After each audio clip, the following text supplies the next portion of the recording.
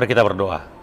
Kasih karunia dan damai sejahtera dari Allah Bapa dan dari anaknya Tuhan Yesus Kristus menyertai kamu sekalian. Amin. Firman Tuhan yang menyapa kita pada hari Jumat tanggal 17 Maret diambil dari 1 Timotius 4 ayat 8. Demikian firman Tuhan. Latihan badani terbatas gunanya, tetapi ibadah itu berguna dalam segala hal karena mengandung janji baik untuk hidup ini maupun untuk hidup yang akan datang. Demikian firman Tuhan. Bapak Ibu yang dikasihi oleh Tuhan kita Yesus Kristus, ketika kita berbicara dengan ketahanan fisik, kalau kita berbicara mengenai latihan badan, itu terbatas gunanya. Karena fisik kita akan ada perubahan dari yang lemah, atau kita bilang anak-anak bayi, dan akhirnya menjadi kuat setelah dewasa, dan kembali akan menjadi lemah ketika kita menjadi tua. Badan ini pun mulai tergerus oleh usia, oleh waktu, sehingga tidak ada yang memiliki stamina, kekuatan daya tahan yang seperti masih muda. Karena itu Bapak Ibu yang dikasihi oleh Tuhan kita Yesus Kristus, ketika kita melihat dari firman Tuhan, dikatakan latihan badani terbatas gunanya. Ini ingin mengatakan bahwa Paulus ingin berbicara kepada jemaat di Timotius, ingin mengatakan bahwa di dalam kehidupan ini ada dua latihan, yaitu latihan badani dan yang kedua adalah latihan untuk beribadah. Yang ingin dikatakan, kita mungkin sudah seumur hidup kita menjadi Kristen. Misalnya saya umur 35, maka umur kekristenan saya menjadi 35 tahun. Tetapi pertanyaannya, apakah kekristenan kita seturut dengan umur dari badan kita?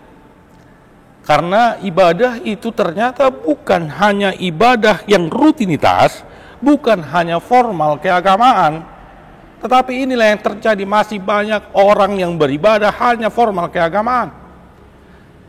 Dan dia mengatakan ibadahnya hanya sekedar rutinitas, formalitas. Kalau kita melihat dari ayat 7 dikatakan, tetapi jauhilah tahayul dan dongeng nenek-nenek moyang. Terkadang kita mengatakan kita Kristen, tetapi ibadah kita hanya berada di gereja yang mengatakan kita Kristen. Setelah keluar dari gereja, kita masih mempercayai hal-hal duniawi.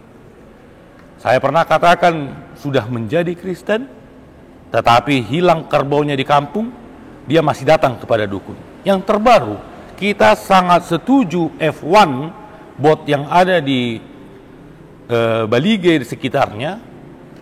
Akhirnya orang Batak, perekonomian semakin maju. Kita harus akui, kita harus acungkan jempol, momen itu, event itu sangat membantu pariwisata di daerah Balige.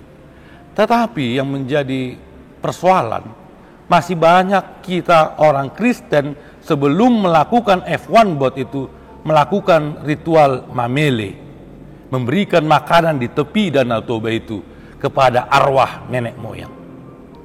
Badan kita terbatas, tetapi ibadah kita juga harus dilatih.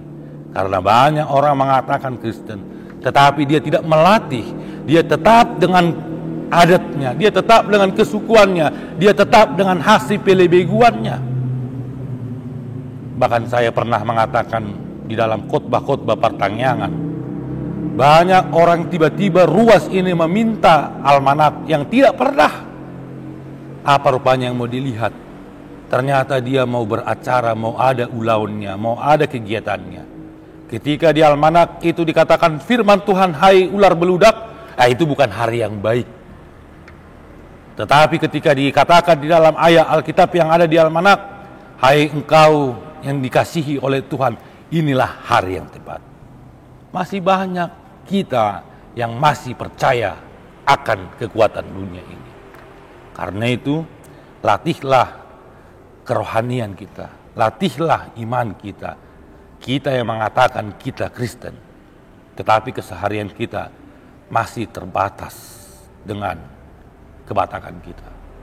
Bahkan di beberapa bona tahun marga yang saya pernah pimpin, ketika Manjalo tua ni gondang, memang pertama dia akan mengatakan amang permusik nami alu-haluan majo tu itu di Batam ama anak Tuhan Yesus Kristus joton di Purbadia. Tetapi setelah itu alu-aluhon majo tu sahala ni amata Raja Dohot Inata Soripada. Masih banyak yang kita mengatakan kita Kristen, tetapi keseharian kita membuat kita jatuh di dalam kekristenan. Karena itu, latihlah kerohanian kita, latihlah iman kita, supaya kita tidak jatuh kepada persoalan-persoalan dunia ini, supaya kita tidak jatuh kepada adat yang membuat kita jatuh di dalam dosa. Amin. Mari kita berdoa. Terima kasih Tuhan, kami telah mendengarkan firman-Mu. Engkau mengingatkan kepada kami, supaya jangan hanya badan ini yang kami urus, kami latih karena itu terbatas. Tetapi biarlah ibadah kami, kekristenan kami terus kami latih, supaya bukan hanya ibadah yang formalitas, rutinitas, tetapi ibadah kami adalah ibadah dalam keseharian yang terlaksana di dalam buah perbuatan kami, supaya kami jangan jatuh ke dalam dosa dan pelanggaran. Inilah doa kami, di dalam nama anak-Mu Tuhan Yesus Kristus, kami berdoa dan mengucap syukur. Amin. Selamat beraktivitas Bapak Ibu, Tuhan Yesus memberkati.